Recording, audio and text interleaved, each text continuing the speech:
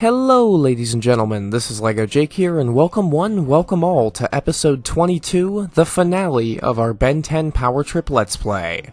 It's certainly been a fun ride, but it's officially time to close out our adventure, and what better way to do that than by, of course, as you can see, showing off Kevin 11's 6 alien transformations, which are only available in multiplayer. And yes, it has to be split screen, there's no online multiplayer, there's only couch co-op. Kevin 11's alien names are Crystal Fist, Rush, Thornblade, Quad Smack, Bash Mouth, which is definitely not a reference to the best band ever, Smash Mouth, and Hot Shot. And before you say how weird those names are, just remember, Ben has 4 arms, Diamond Head, and Shock Rock on his side. So really it's been whack from the start. And honestly, I really like Kevin's alien designs. They give me H.R. Geiger vibes, and it sucks ass that it's exclusive to multiplayer mode only, especially because the multiplayer is a laggy mess even more so than the solo game, so it kinda takes away most of the fun in having new aliens to try out. Regardless though, that's Kevin's aliens. Pretty cool stuff. But the real meat and potatoes of today's video will not be focused on Kevin's aliens, it will be focused on Lord Decibel, and finishing up every single last one of his dance floor survival missions.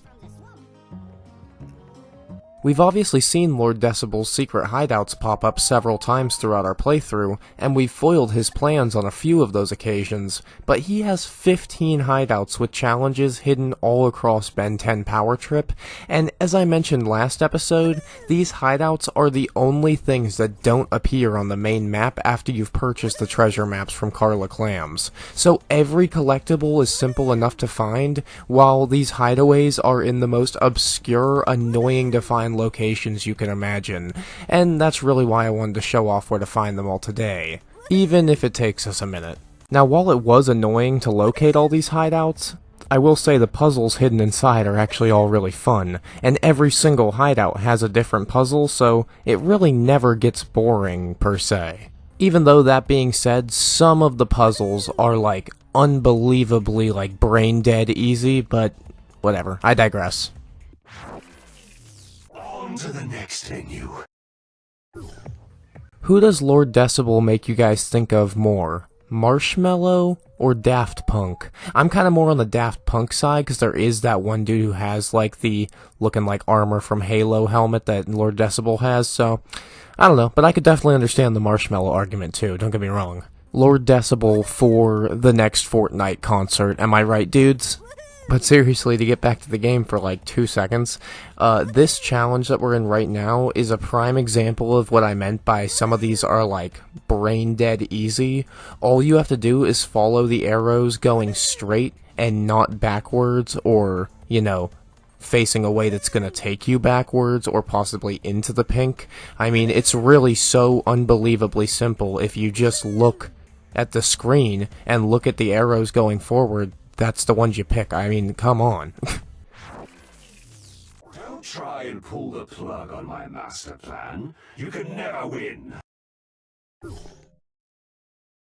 This will definitely... So, he said we can't win, but he gave us an upgrade that we use to boost our attack power, so, like, I guess if we ever did have to fight him one-on-one, we definitely would win. Yeah, not too sure about that one. Doesn't really seem like the best plan ever. That is cockiness at its finest, folks. But seriously, while we're here back in one of Lord Decibel's puzzles, I should explain what I meant earlier about going into the pink. I think I brought it up in a much earlier episode, but it's relevant now. You're more powerful than I thought. So essentially, the blue tiles are the safe spaces, while the pink ones you can think of as lava. One small step on any of the pink squares will restart the puzzle and send you right back to the beginning of it, so definitely be careful in these challenges, my dudes. While some of them are piss poor easy, some are actually kinda difficult and last a lot longer than you'd expect. I will say the challenges like the one we're taking on right now with the amplifiers that you have to block using these big boxes are certainly the easiest ones out of all the different, like, options there are, because most of it doesn't take place around any of the pink squares, as you can see. It's just mostly dodging these little amplifier blasts. It's pretty easy. It is kind of funny, though, that Ben by himself is able to push these giant boxes along, which looks like something that only forearms would be able to do. It's why he joined the team. It's what he was useful for. But apparently Ben could just do it himself. He's got the strength of 50 men. For a 10-year-old kid, that is surely impressive stuff, gotta say. Stop trying to remix my plan! Once you come up with new things to say and stop replaying the same cutscene after every single challenge I defeat, that's when I'll stop quote-unquote remixing your plan. Got it? Cool. And you guys know what else is cool? Mount Iceberg. Aren't I funny? Anybody? Anyone? Okay, well, here we are in the next challenge, and this one is freaking annoying. Obviously, if you step on the blue tiles that face forward, you'll be pushed without any reason. You aren't able to get off of them once you're able to get on, so be careful. You need to learn the patterns of the pink squares coming at you so that it doesn't push you directly into them right as it comes at you, and the boxes to push are irrelevant. You're more powerful than I thought. Damn straight I'm more powerful than you thought. I played Portal 1 and 2 about 1,000,000 times. Don't mess with me when it comes to puzzles. My brain is like Einstein times 1,000,000. I will say, it was an Einstein move having the pink and purple floor. Very vaporwave, very cool, love the aesthetic, would love to go to a Lord Decibel show in real life. Who's with me? What kind of songs do you think he would play? Obviously be something Daft Punk Marshmallow-like, but leave down in the comments a song that you think would play at a Lord Decibel show. That'd be a tough one. I'd probably say something like Happier by Best Still, you know, literally by Marshmallow. Just seems like that kind of vibe. I feel like that's where they got the idea for him. Don't know. Marshmallow is very popular these days, I will say, but no matter whose show it is, again, would love to go and dance and party on this big purple and pink floor, even with all the traps. That would make it even more interesting. Imagine dancing for your life. Now that's a game show I could get behind. Who's with me? Another setback, but no matter. The main act has yet to hit the stage. Lucky me! If you didn't already notice, every time you defeat 5 Lord Decibel missions, the cutscene that ends that specific puzzle will be slightly different than normal. Instead of repeating quotes, he'll bring up how you're starting to really ruin his plans, the background is red instead of the generic purplish blue, you get an upgrade at those moments, and you'll earn yourself a trophy each time too.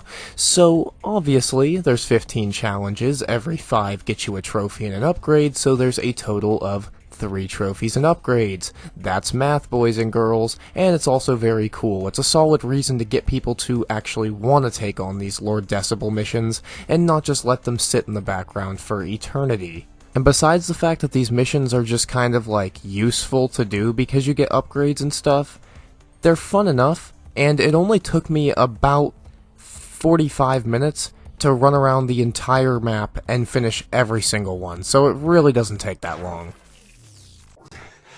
You're more powerful than I thought. Okay, I'm so sorry. On this next one, I didn't have my recording going, so I accidentally took on the challenge, noticed right after it was over, so I'm just showing you where on the map you can take this on. I am so sorry, my bad. But to make up for that, let's read some of the wiki about Lord Decibel, shall we? Let's have some fun together, alright? Starting with the appearance, Lord Decibel has a suit that acts as a form of communication when he uses his keyboard. It displays letters, numbers, and symbols on his mask thanks to a projector of some kind. The text displayed on his mask is colored in between shades of different pink, and he wears a brown outfit. He also wears metal gloves. Yeah. I mean, I could have told you what he looks like too, but that description sounds eerily like Zero from Borderlands 2, minus the red text switched with pink. Don't know if that's intentional or not, but if it is, kind of a funny reference and Easter egg. Just saying. Stop trying to remix my plan. Okay, so next up we have Lord Decibel's personality. It's described as sadistic. He is seen enjoying the screams of the people who only came to see a concert. He's motivated by money and has notably asked for large amounts of money in a ridiculously short time for anyone to take it to him. What does that even mean? Which showed he's extremely impatient. So he just wants money, and he wants it quick. I mean, 877 cash now, baby. That's what I'm talking about. And oh my god, guys, no way. I scrolled down the page and it says, the exterior design of Lord Decibel's helmet is similar to Daft Punk member Guy Manuel Diomen Christo's helmet.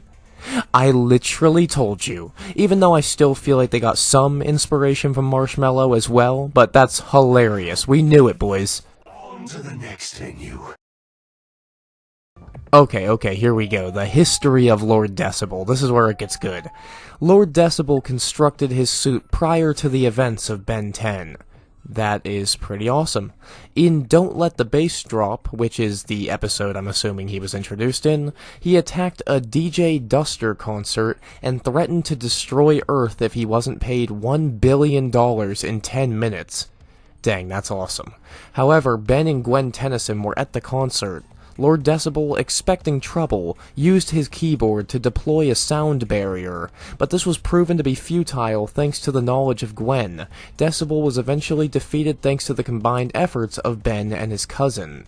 In Speed of Sound, it's shown that Lord Decibel convinced Helen Troy to build the Sonatrain. And the Sonatrain is a locomotive that moves beyond the sound barrier using sonic technology.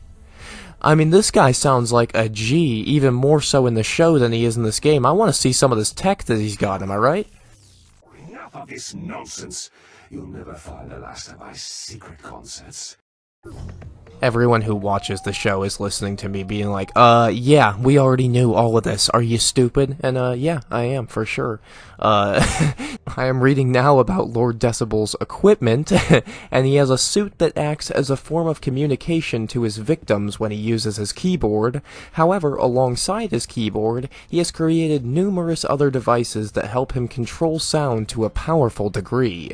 Powers gained by these machines include creating sound waves powerful enough to generate deep fissures within the ground, erecting sound-based walls, and other such abilities. He has a sound system mixed with a hovercraft, letting him unleash sound waves that can cause an avalanche, create a sonic shield, and hover in the air using sound waves, a much more powerful sound system that let him create a pair of snakes made out of sound? I'm really getting confused reading this, guys, I'm not gonna lie to you. And a portable sonic-based jetpack equipped with a device that let him hypnotically force people to dance using specific songs. This guy sounds like 2020 music as a character, and all of his equipment seems awesome and badass, but boy is it confusing. No! You can't stop my end of the world tour for making me the most powerful and rich musician on Earth! This isn't the end, Ben. I'll be back with a bigger plan you'll never be able to foil. Lucky me! Well, that's gonna have to be a plan we'll never foil in some other game, because with that final puzzle complete, we are officially finished with Ben 10 Power Trip. We did every main storyline and side mission, met every last hilarious character, unlocked every alien and showed them all off, including Kevin Eleven's, and more than anything, we had a great time. And I want to thank all you guys who have stuck with this Let's Play for watching the whole thing. It certainly has been a ton of fun. And I hope you guys do come along with me through many, many more games in the future. And until we get there, this is Lego Jake signing out of Ben 10 Power Trip for the last time ever. It's been a fun ride, and I'll see you next time, dudes. Peace out.